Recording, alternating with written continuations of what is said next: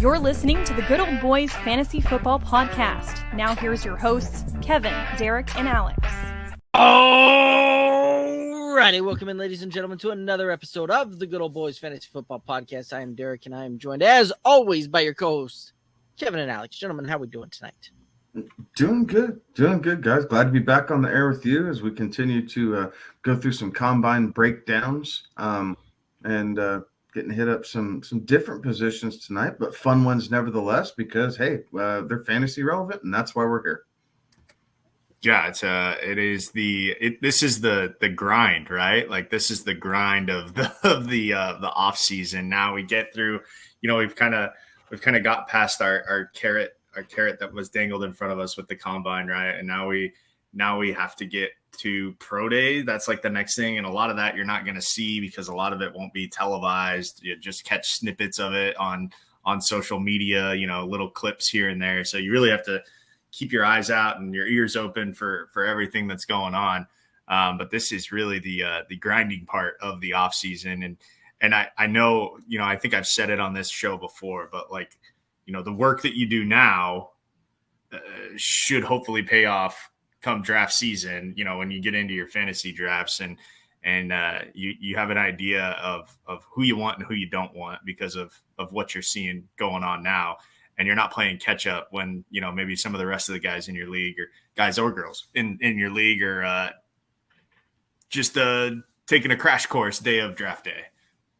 Yeah, that's always fun. You can always tell the folks that come in and you make a surprise pick, or you make pick that not many folks necessarily saw coming, and people go, "Who was that guy?" Where they're a rookie coming out type of thing. But so that's always fun, right? And you can always kind of tell how seasoned the league is on some of that one. But the other thing too, there's is heavy prep work into dynasty drafts. Most of the dynasty drafts I take place in, the drafts start like the day after the draft. So right, the NFL draft runs Thursday, Friday, Saturday for day 1, 2, 3 of it, and most of those dynasty leagues start Sunday for those drafts there. So it is very much putting in the work and getting ready to go on that one there as well. So not only is it going to help you in redraft season, but it's also going to help prepare you for dynasty, and dynasty draft season is quickly approaching.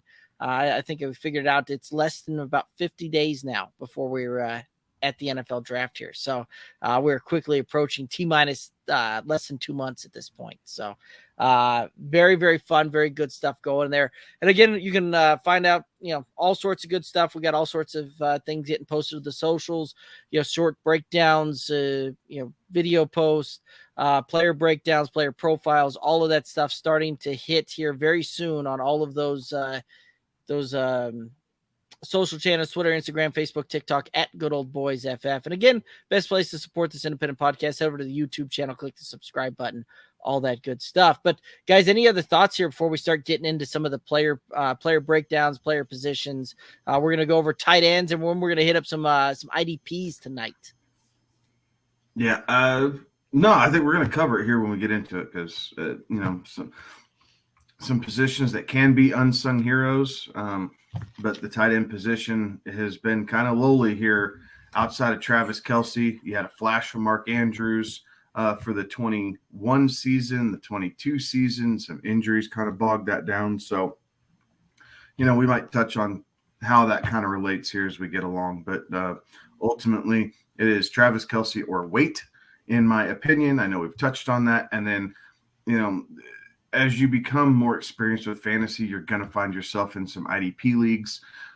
Those scoring styles range. I know ours is a lot different than kind of your standard Yahoo, ESPN, My Fantasy League type scoring. But nevertheless, it's fun. It's just an added layer of being able to kind of say, hey, like, here's the guy, ours is heavily weighted on tackles, right? We're all about the tackles. So linebackers fly off the board. So it's all the homework trying to figure out, I think this guy's going to lead the league in tackles, right? Like that's the guy you want because you ultimately get the most points for it. So it's all fun, but that's why we bring this content out is to have a little bit of fun with it and to give everybody, a leg up on their competitors to ultimately win cash and trophies. It is funny though, because like with IDP, with fantasy players, you want a guy who's going to be on a good offense, right? Like that's going to be on a good team, because that offense is going to be on the field a lot. IDPs, it's kind of a reverse of that. You want somebody who is on a bad team, almost, a bad offensive team, so that they're on the field a heck of a lot more, getting you points, because realistically, you want your guys on the field as much as possible. And so it is a little bit of a mindset that you kind of have to change when you're thinking about IDP guys is, okay, how good is this offense actually going to be? Because if the defense is out there a bunch, that's more opportunity for my guy to get points. So right. It's a weird dynamic when you're in draft day to kind of change and mold your brain to be thinking about what you're thinking about, because not necessarily taking the guy from the best team is always the best option. Actually, when I'm looking at IDP, especially ones where tackles are a big component of it, I actually want somebody that's looking more of a middle of the road type of deal, because I want somebody that the offense is going to go out there and put up points, and the opposing team has got to try and keep up and try and put up points there as well. So the point where you tend to get a little bit more action going there instead of one of those that, a low scoring type of affair, or a defensive battle where, it's a bunch of 4 and out or 3 and out type of deal. And that's what I tend to look for, is those, especially those linebackers that have the ability to kind of, stuff the run, play a little bit of coverage there as well in a team that's a middle of the road defensive team, somebody that's shooting right around, 15th ranked overall defense type of thing. Those are the guys that I like, and those are the guys that I look for on the IDP side of things. Negative time of possession, right? Because and really, like Derek said, you want that mix. You want high, quick scoring capability with a low time of possession for the offense, right? So that way the game balance stays there, because you want there to be some pass defenses, right, to help out in some of those situations where they're guarding tight ends. But you want someone who can stretch the field sideline to sideline and run down, some of those stretch plays, the RPOs, that type of thing for linebackers to kind of help out with. So I agree with that a lot, with kind of ways to hone in, right? You're looking for who you think the top tackler is going to be within like this range of 5 or 6 teams. And that's kind of where you're picking from first, and then you tier out from there. Absolutely. Very fun. Yeah.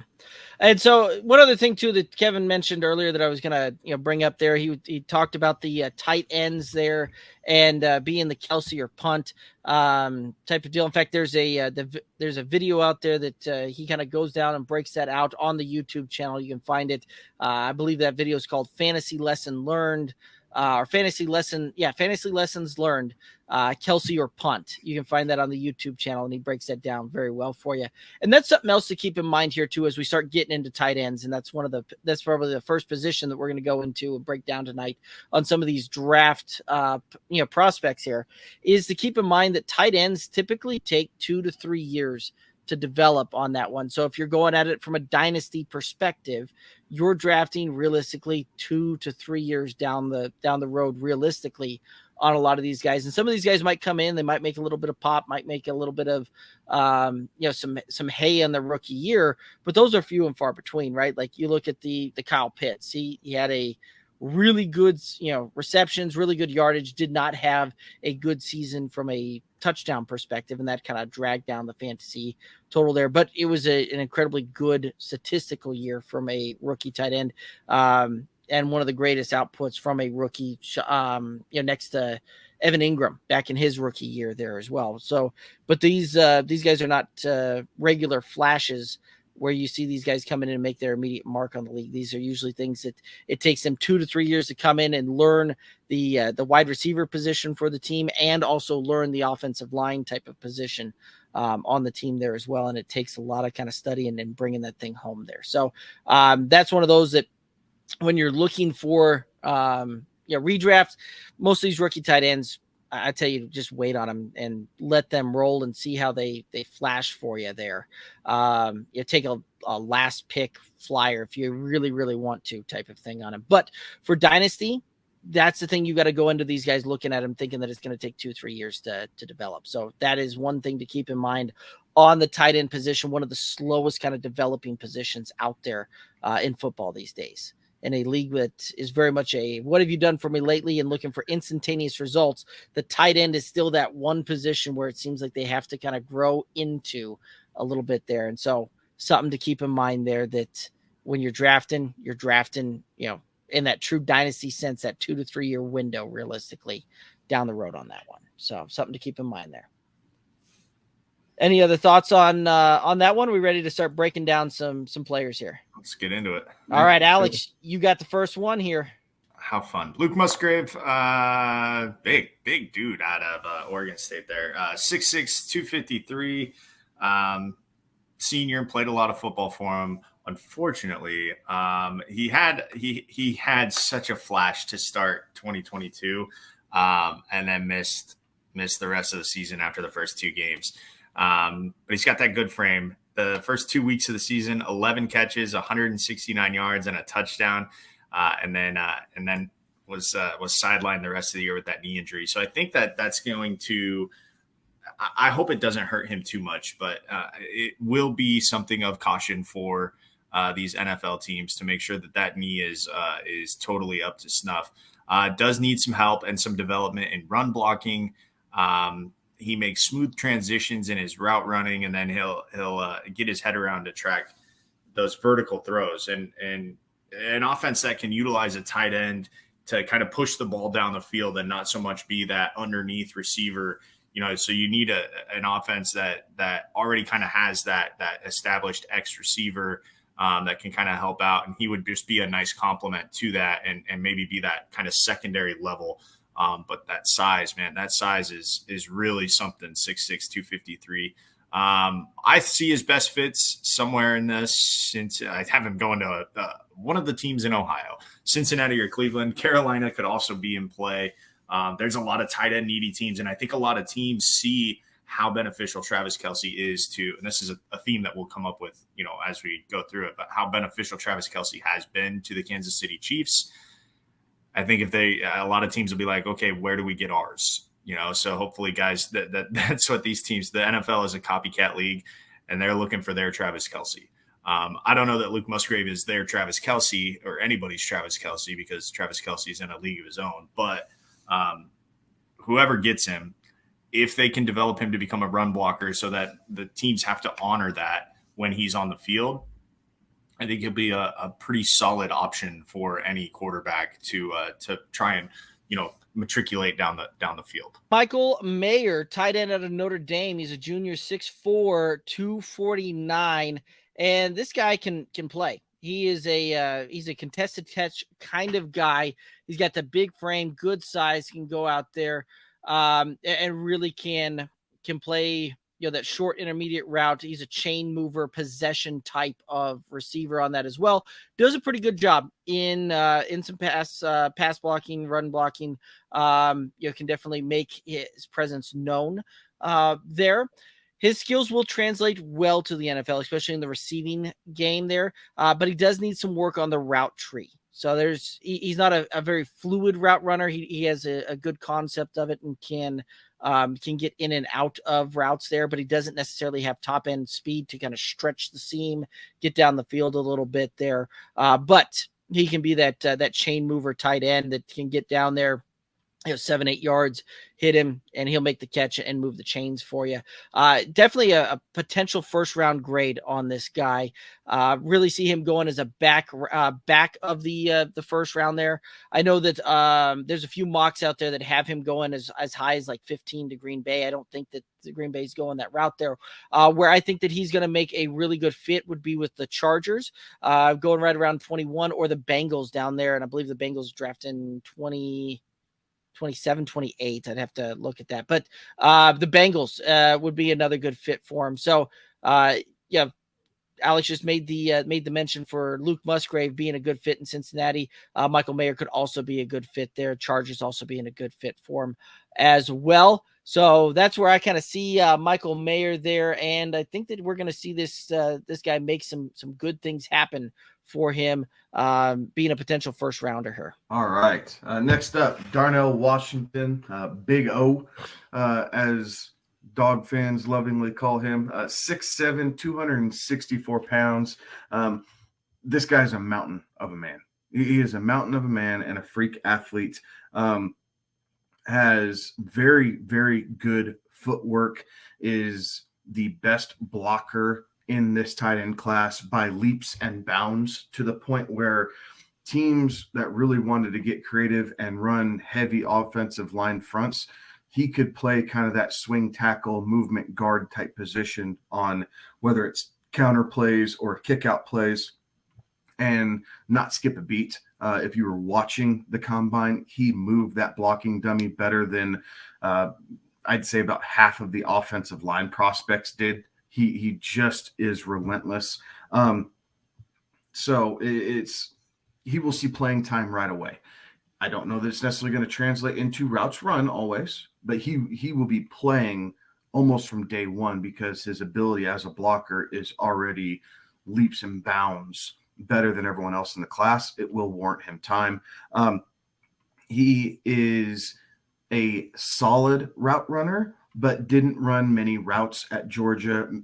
The emergence of Brock Bowers kind of formatted how Georgia used him and kept him in line for what Kirby likes to do a little bit more, which is that kind of traditional ground and pound.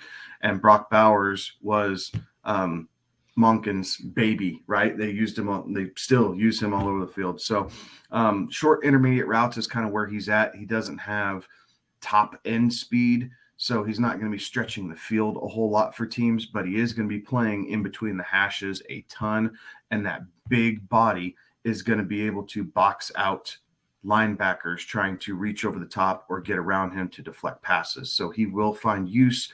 I think he's going to be more of a red zone target than kind of a receptions and yards type guy, but touchdowns count in fantasy, especially in 2 tight end leagues. If you have a touchdown guy, that's kind of where you're streaming to. Overall, I think he goes at the back end of the first round, and I think he goes to Buffalo. Like, I think that Buffalo, in trying to find out what works for them, right, and trying to find ways to get the ground game a little bit more consistent and find ways to not have Josh Allen take so many hits and maybe entice him to stay in the pocket a bit more while giving him another weapon. Darnell Washington supplies all that for Buffalo. So it's almost like a 2-for-1 pick there. Almost a luxury pick type for Buffalo with them drafting at the tail end of round 1, but he does come in and he fills a couple needs right away, allows Dawson Knox to possibly get out into more traditional routes run in 2 tight end sets and just kind of play the mismatch game here as they go up against the Bengals and the Chiefs and the Steelers and the Ravens and kind of these high profile AFC teams with all these young up and coming great quarterbacks. It gives them another slight edge, right? It gives them another piece to play with. But great prospect, great kid, very involved in the community, great leadership skills, and any team who drafts him is going to be very, very thankful on day 1 because they're going to see immediate impact from him.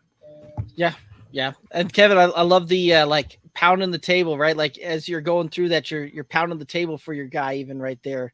Giving the breakdown on that one. I loved it. My boy. I mean, I know this is a guy that you've been talking about for a little while that has flown under the radar for a lot of fans there. And this is one that, probably need to listen to some words of wisdom on that one. So I love it. All right, let's go ahead and let's hit up Dalton Kincaid, who little bonus tight end here action for you guys. Dalton Kincaid, tight end, 6'4", 246 senior out of Utah here. And Dalton Kincaid is the receiving tight end. It's to say that his blocking needs improvement might be a little bit of an understatement on this one. He plays like a wide receiver, blocks like a wide receiver, really plays like a big slot type of wide receiver. And really what it is too, he's a former basketball player, really started playing football very late into high school there. Really has only been playing football for a few years now. But that former basketball player really gives him a, kind of that smooth athleticism on that as well. Really, really great at route running there. He's explosive off the line, gets a lot of separation type of speed against safeties. He's a tight end that can come in and kind of stretch the field there a little bit, especially going up against some of those safeties there. Run blocking is going to be a bit of an issue, so something that he's going to have to come in and really kind of work on to see some field in the tight end role there. But again, this is one of those that they could split him out and really get that big body slot type of receiver there that could provide some mismatching against your nickel back, your slot corner type of thing there. He is going to be kind of that late first, second round grade to it. Looking through some of the mocks, there are mocks out there that have him being the first tight end taken on this one because of his route running, because of his soft hands, because of his catch ability there and some of the speed that he has there. I don't think that he is going to be the first tight end off the board there. I think that he definitely can sneak into the first round though.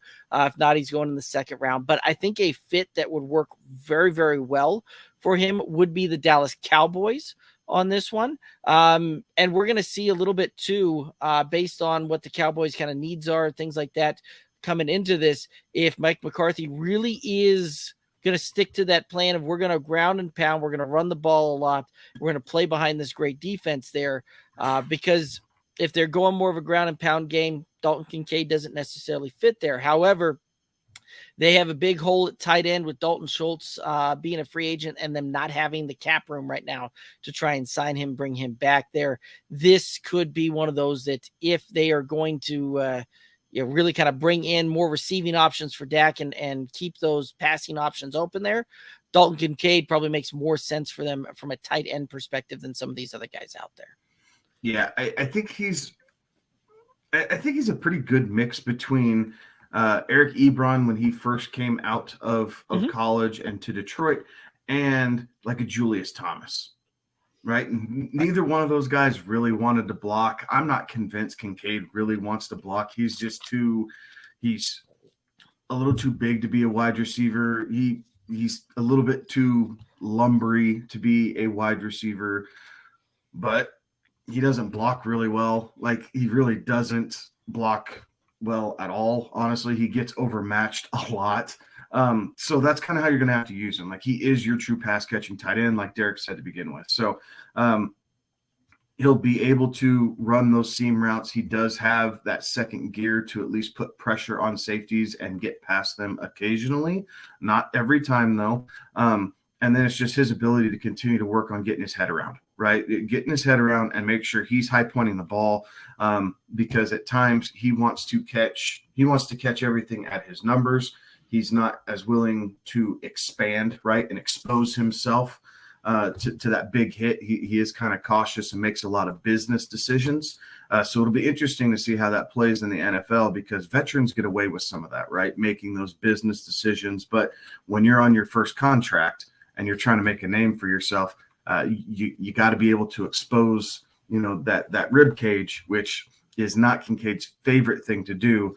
However, I do think that he can get polished up a little bit and be able to use that skill set in the NFL. But he's got to put on a little bit more muscle, and he's got to be willing to at least stick his nose in and chip, because at the moment he kind of phantom blocks. Right. It just, I'm going to try and okay, well, now I'm going to go run my route and just kind of over it. So needs to polish up a bit to be able to be used, throughout the game. Cause right now he's a package player, right? You use him in 3 wide receiver jumbo type sets where he can, run quick outs and quick slants to kind of get behind and mismatch on a linebacker. But if you just stick him end of line, players, these elite pass rushers, are going to eat him up, and there's going to be a lot of tackles who are frustrated with him for kind of making them look bad that guy shoots the gap or flies around them and allows their quarterback to get hit. They don't like that. Right. And you brought up a great point there too, right? Like it doesn't necessarily reach or extend on a lot of those catches there as well, even though statistically was one of the best, number guys out there for receptions, yardage, Yeah, had 70 receptions last year, right? Yeah, like he led the NCAA for tight end receptions. Mm-hmm. He was always wide stinking open in the Pac-12, right? They were able to just feed him because he was a better athlete than what the Pac-12 offers at linebacker in most cases. So he just ran right around them, behind them, in between them, caught it on the numbers, but was not overly aggressive with, sideline catches and being able to high point balls at all times. He made a lot of, I'm going to live to fight another down type play. Right. And that was one of the things that when I was going through and I was watching some stuff on him, contested catches really weren't something that stuck out, weren't something that you really saw going through there. It was very much the point that you just made there. He was wide open on a lot of these things and, made easy catches look easy. But yeah, not really that contested catch guy. So it'll be interesting to see how that part of the game translates. And it'll be very interesting to see how some of these teams grade him and where he ultimately ends up going there. Love those points that you made. Alrighty. Any other thoughts here on the tight end class here? I think it's a pretty stinking good tight end class, right? Like it sounds like we're bashing the crap out of Kincaid, and it's not. It's just trying to be, it's just giving fair analysis. Like he's going to struggle to stay on the field if he can't block, but if he finds a niche, he's going to be productive, right? Like. It's the opposite of Darnell Washington, right? Darnell Washington is going to find the field right away as a blocker. He's got to be able to show that he can consistently get separation and maintain his contested catch rate as people are draped over his 6'7" frame. So there's a lot of talent here this year. We've been trying to pump up tight ends for a while now, but it is what it is. Sam Laporta out of Iowa might be the most surefire tight end in this class because he's balanced enough in his blocking, but he's probably a better natural receiver than some of these guys. So if you're just looking holistically, he's probably one of the surefire bets in this draft as far as being able to put up production on both ends of the offensive philosophy. But, barring injury, I'd tell you it's Darnell Washington who's going to have the longest career because of his blocking. Like even to the point, if he loses a step and has some crazy injury, I wouldn't be surprised if a team took a chance on him after that and tried to slide him into O-line and say, hey, we can pay you a lot of money to keep our quarterback safe. Right. It's job security. And there's just no other player in this class right now who has that type of ability. Right. And so, it was one of those that last year at tight end, right? Like it was one of those that it was a good depth type of tight end class last year as we looked at the draft. This is a next level type of tight end draft class coming into this one as well, right? Like, it was very telling that there was one guy that got graded out as a second round type of deal and then a couple of third round guys for the tight end position. This is a draft class that ultimately will not surprise me to see three, but I think that it'd be a stretch to say that we get to 4 tight ends taken in the first round here, but it wouldn't surprise me to see 3 tight ends go in this first round here and probably an additional 2 or 3 go in the second round here. So there's a lot of guys that, can develop here and show a lot of really good potential to be good tight ends for the league here. So, and some guys that we didn't mention out there as well that had put together some decent, college tape there. Luke Schoonmaker out of Michigan. He put together a pretty solid tight end career over there at Michigan. Cameron Latu on tight end out of Alabama. Both those guys put together some pretty good film and some pretty good college statistics out there as well.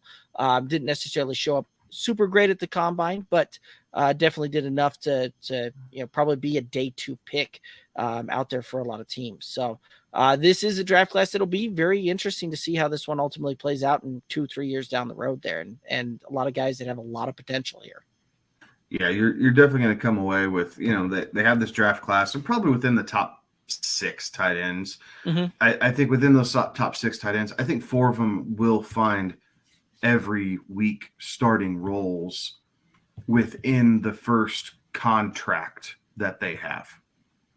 All right. It gives them time to develop. It does all this. So, some may be a little bit more fantasy relevant than others. Time will tell. Offensive philosophy, coaching schemes, kind of all that stuff. But I don't think we're going to see as many of the top end tight ends in this class buried on depth charts like we've seen in the past few years. Right. Any other thoughts here on tight ends before we head on over to the defensive side of the ball? All righty. Well, let's go ahead and hit up some IDPs here. And with the IDPs, we just kind of picked, some of our favorite players to go out there and kind of talk about, and some guys that we think will do well that you'll probably see on a day 1, day 2 pick here. And Alex, you're going to lead us off here heading into the defensive side of the ball as well. All right. We got Christian Gonzalez out of Oregon by way of Colorado. He is a defensive back, 6'1", 197. What they like about him is his length, right? Length and strength. That was the 2 words that I kept seeing coming up around him, length and strength. He's also pretty fast, around a 4.38 40. He had the 1.54 10-yard split, which means he has great recovery speed, which is something you want out of a DB. He had 6 pass breakups, 4 interceptions in 2022 at Oregon. As we know, the Pac-12 not the best for defensive backs, but they do get a lot of work in the Pac-12 because nobody's getting to the quarterback really. He has the ability to be a cornerback 1, right? We always talk about those, but he has the ability to be cornerback 1. He's the highest graded corner from the next gen stats on NFL. And so he is projected to be a year 1 starter. For him, I'm not so certain that he goes to fill a team's need when he gets picked. I feel like it's more one of those, he is the best player available and we are going to take him because he has the ability to be that disruptive on a defense. We saw it last year, right, with Denver taking Pat Surtain. Did they necessarily, 2 years ago, last year, 2 years ago, whenever it was, we saw it 2 years ago when they took Pat Surtain, that he wasn't, the Broncos weren't necessarily in a need for defensive back, but he turned into be a pretty darn good one. And I think it's a pick that while we were shaking our heads at the time, we're kind of slightly okay with as Broncos fans, because that dude can put receivers on an island and you don't really have to worry about the damage that they can cause. So do I think that Christian Gonzalez is similar to that? He can be. His NFL comp is Dominique Rodgers-Cromartie, who put in a pretty good career. So if you can get a DRC type of player, I think teams will chomp at the bit for that. Yeah. All righty. Will Anderson Jr., the edge rusher linebacker, 6'3", 253, junior out of Alabama. And I think that Will Anderson is going to be the first defensive player taken in this draft coming up. I think he's going to go 3rd to Arizona when it's all said and done here. But he's the winner of the Bronco. He's the winner of the Bronco Nagurski Award twice, one of only 2 players to ever do that in the history of the award. He's a very, very explosive athlete out there. He's got good pass rush moves, and in college was able to really be a bull rush kind of player out there. We'll see how well that the bull rush translates to the next level, because in college, he could get in there, get close, get up underneath pads of guys, kind of lift them and get around them.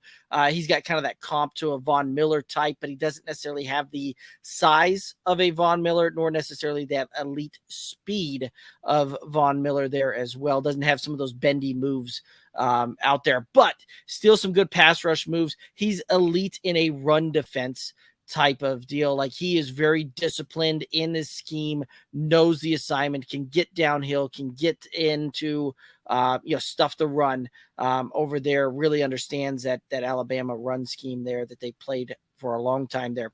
As far as some some knocks on it. I hit a little bit of that. He doesn't necessarily have that great size or length that you maybe like to see out of a guy that's 6'3" coming off the edge type of rush, right? Normally when you see those guys that are 6'3", they've got a wingspan of, forever on those. He doesn't necessarily have that kind of size to him.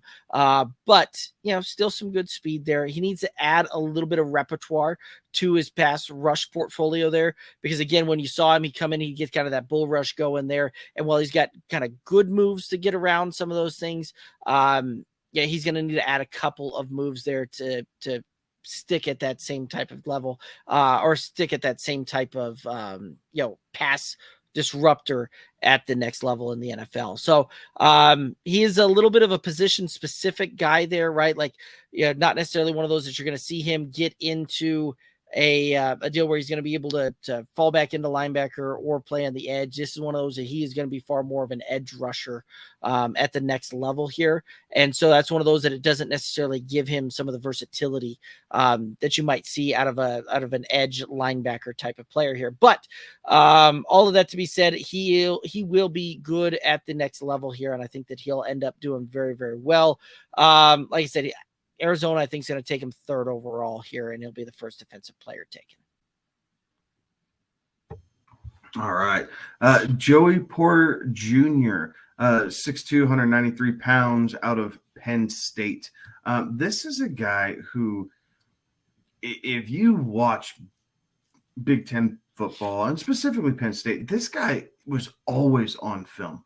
He did such a good job for the Nittany Lions that you could hardly go 2 consecutive snaps without seeing his number flash across the screen. And whether it's, running up to stop the run, or, cutting across the field if they weren't throwing his direction to try and break a pass up. Obviously his pass defenses while at Penn State were very good also. He's just a very, very solid secondary player. So he's got really fluid hips. He's able to turn from back pedal to chase mode very easily. He has great footwork to go along with that. He literally has been bred for this, with his dad, Joey Porter, who is a true fan, right? Like, he was able to attend these games and coach his son up, and with them playing on the same side of the ball, I'm sure the conversations around the dinner table are really cool for the two of them to be sharing a lot of this. So that's good for them. Joey Porter Jr. does a great job tracking the ball, has very good sense of where it is in flight, how to high point the ball, but he is very handsy. He does grab very well, and as fluid as his hips are that I alluded to earlier, his first couple steps out of changing his hip position are a little slow, right? And so that's causing him to be a little handsy. So my guess is he is going to get quite a few flags against him here his rookie year, as NFL teams try and test him and what he's learning and developing into. But nevertheless, great secondary player, can play off coverage, press coverage, zone, all the way around. Tends to be in the most trouble. Excuse me, as I'm tripping over my tongue. He gets in the most trouble when he's playing off man. And that's just because he gets a little antsy. So he gets handsy there. But in press and in zone, he does a very good job reading the quarterback's eyes, jumping routes, and being extremely disruptive. He's not afraid to stick his nose in and stop the run as well. So day one guy, I mean, he will go in the first round, possibly to kind of Carolina right there in the middle, possibly a team like the Pittsburgh Steelers, kind of stay that hometown boy, right? I think there's some good landing spots for him. But along with that, I'd just say that he does need to bulk up a little bit more. Big physical specimen, but going up against the likes of a Jamar Chase, Justin Jefferson, some of these elite wide receivers, he just needs to be a little bit stronger, so that way he can jam them really well at the point of attack and not have to grab as he's chasing them, if they're getting around him there. Can I just say from a personal standpoint before we get to my next guy, how seeing Joey Porter Jr. about to be drafted really makes me feel my age, and that's uncomfortable, and I don't like that at all. Right? I mean, yeah, because we all grew up watching Joey Porter play and how electric he was. So yeah, it definitely changes. I don't appreciate that. I was gonna say I had that same feeling a couple years ago when we saw J.C. Horn go and Patrick Surtain go. Yeah, having watched both of their fathers play in the NFL there as well. It's just very uncomfortable, and I don't appreciate that at all. All right, let's move on. Tyree Wilson, he's an edge rusher, 6'6", 271, out of Texas Tech. At the combine, he didn't do any of the cone drills or the 40 or the shuttle, but he did do 23 reps on the bench press. He started at A&M, then transferred to Tech. Here's what I like about him. It's long frame, big wingspan, and can be disruptive even if he's not getting to the quarterback. His wingspan, his one arm was listed at 35 5/8 inch. So double that and throw his brick of a chest in there, and you've got one heck of a wingspan on this guy. That is, I mean, if he can grow into that and keep utilizing that, it's going to be, I believe the phrase that I saw was a full-blown nightmare for opponents. That's the phrase that they used. He can control tight ends at the point of attack. He does need to work on his explosiveness and how to use his hands. Has high-end talent, but he needs some polishing. He's going to need a coach that is going to work with him and develop him and utilize the physical tools that he already has to make sure that he can be, a very, very good player in the NFL. He is projected as a year one starter. He will likely go in the first round. Next Gen Stats has him ranked second as edge rushers, which is good. We already spoke about the first ranked edge rusher. I think a probable landing spot for him is Seattle. With Pete Carroll, I think Pete Carroll wants to get, that defense figured out. They've had some issues there. So I think Seattle is a good spot for him where he can just go and, utilize that wingspan and just be a pain for opposing offenses. Like it. All righty. Drew Sample, linebacker. Yeah, you can get in there and do a little bit of edge rushing there as well. 6'4". Yes. Drew Sample's a quarterback. Go ahead and try that name one more time. Yeah, let's try that again. All right. Take two. All righty. Drew Sanders is a linebacker, can do a little bit of edge rushing, 6'4", 235, junior out of Arkansas. And, so when you look at it, Drew Sanders is very explosive with his first step when it comes to it, especially when it comes into some of the rush defense, then the pass defense that he did. He did do a little bit of edge rushing out there in Arkansas. Also has the ability to play as an interior linebacker there as well. He comes downhill really well in rush defense, can fill a gap, certainly stop the run there. He has really good anticipation on a sideline to sideline there. And while he has really good movement, he does lack some of that speed to, close in pursuit on some of those things, especially getting on some of that sideline to sideline. A little bit smaller size there for a linebacker or an edge rusher there as well. He can put on a little bit more mass there. But he will need to do that to play at this next level a little bit more so there as well.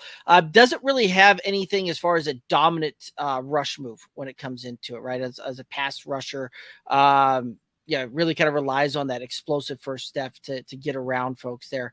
I do think that we're going to see him end up with a first round grade when it's all said and done. I think that we're going to see him go kind of in the back half here. And I think the likely landing spots would be, Seattle at number 20, Minnesota at 23, looking to revamp some of their defense there as well.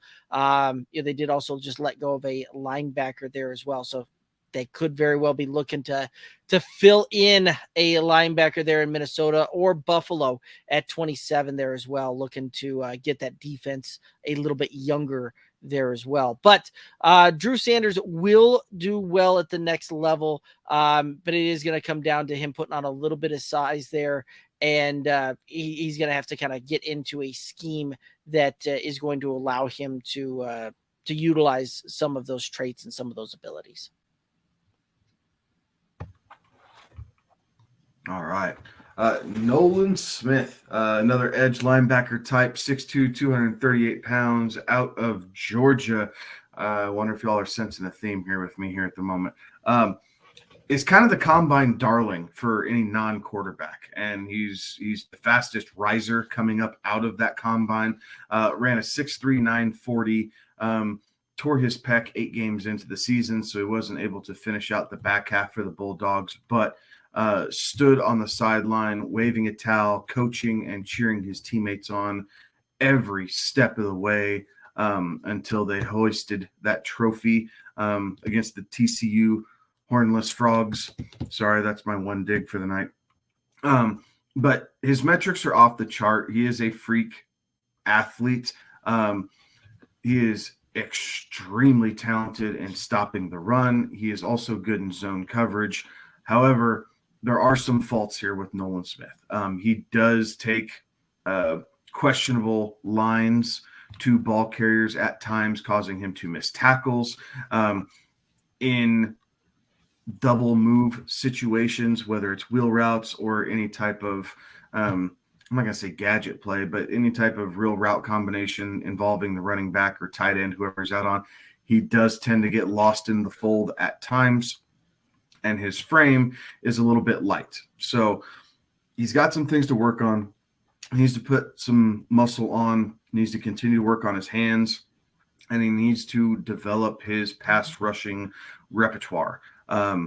He's a great speed rusher, can kind of do that bend and dip that Von Miller has made so famous. Nolan Smith took that move from Von and continues to work on that. But outside of that go-to move, he's going to struggle. And going up against tackles, if they're able to get their hands on him, he's going to get swallowed up fairly easily. So continuing to work on that. But has great knowledge of the game, is able to slide between any of the linebacker positions. So he would work well in a 3-4 or 4-3, depending on the defensive scheme. He's able to play either. And I've seen him as high as, 7 to Atlanta.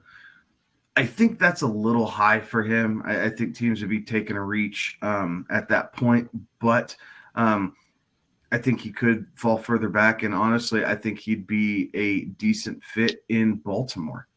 And continue to pair him up and have the line starting to form the linebacker crew that they had in the early 2000s, right? And continue to build and develop that. So him and Roquan kind of side by side, or at least in the same linebacking core, I think would give teams a little bit of a headache, something to worry about there. So great player, great heart, great effort, but there are some flaws in his game that will need to be developed for him to truly polish out and be considered a 3-down linebacker or more of a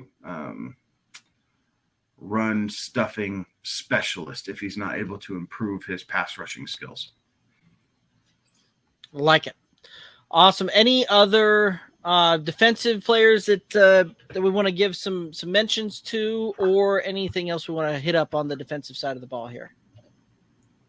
I mean, there's a lot of them. There's a lot, right? Like, yeah. We didn't talk about, Jalen Carter, right? I mean, that's the big one that we didn't talk about, was who I was pounding the table for the Bears to take number 1 overall before all this instance came out. And we're going to see how this shakes out. We were talking about this earlier, is if this situation gets cleaned up with these misdemeanors, right? It's not a criminal indictment. He's not going to be thrown in prison. Like, it's nothing like that, but it is character issues a little bit, which teams need to vet out.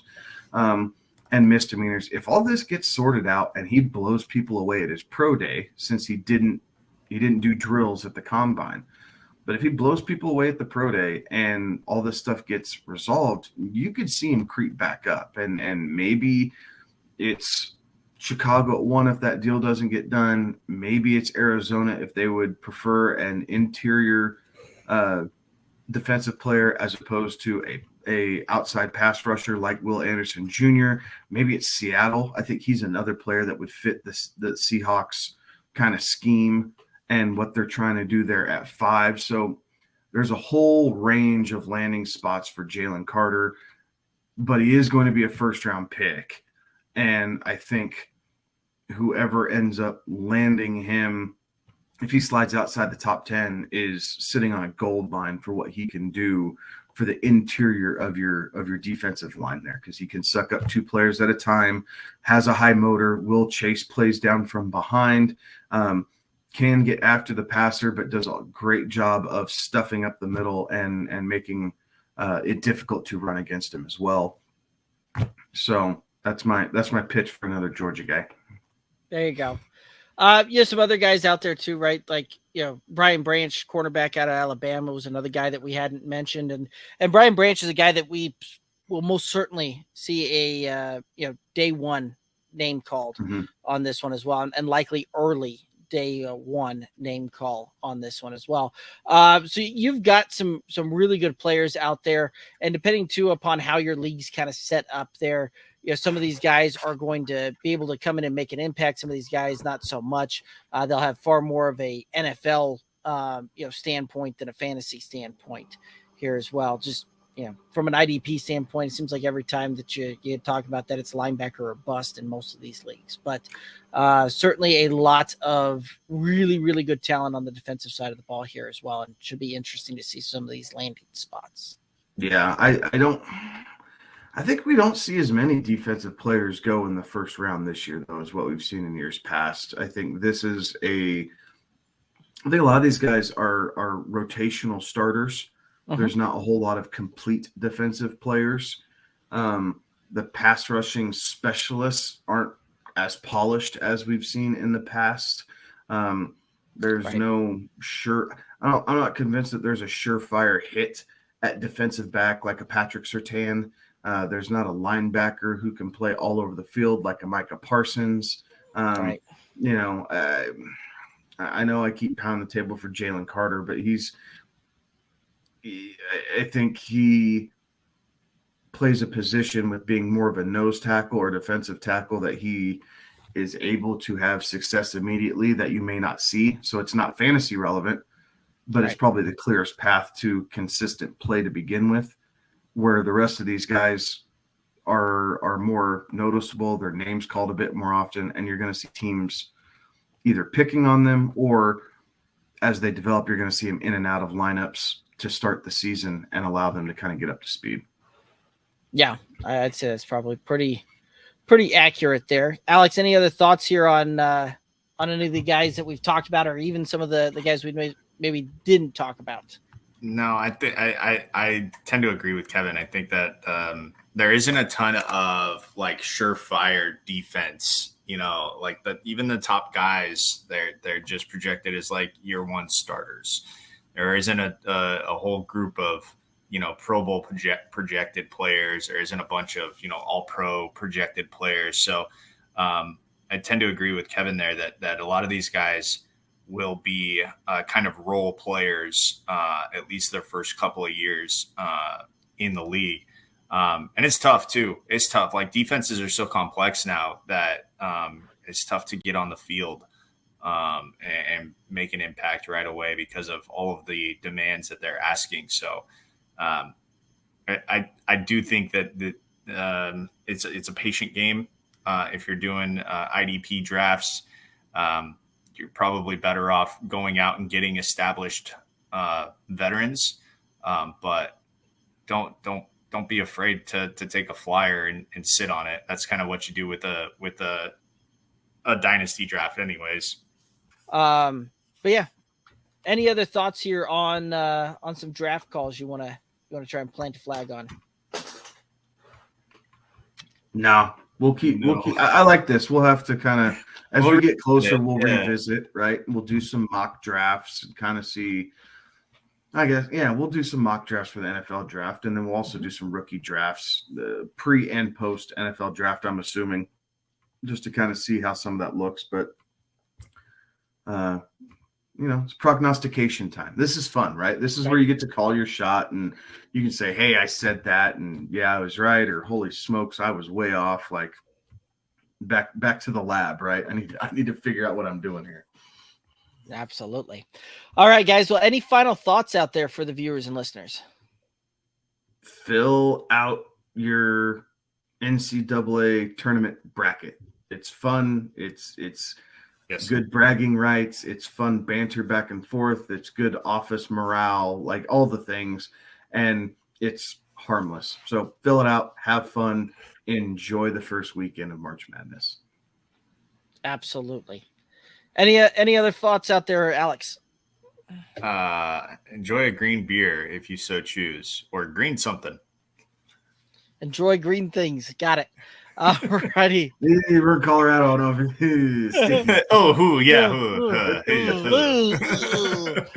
if besides that's in April. Not in. Anyway. Green. They know no bounds, man. Fair enough. All right, moving along. All righty, that's going to do it for us. Make sure that you're giving the socials a follow, Twitter, Instagram, Facebook, TikTok, at Good Old Boys FF. And head over to the YouTube channel, click that subscribe button. Best way to support this independent podcast. That's going to do it for us tonight. He's Kevin. He's Alex. I'm Derek. Have a good one. Be safe. Toodaloos.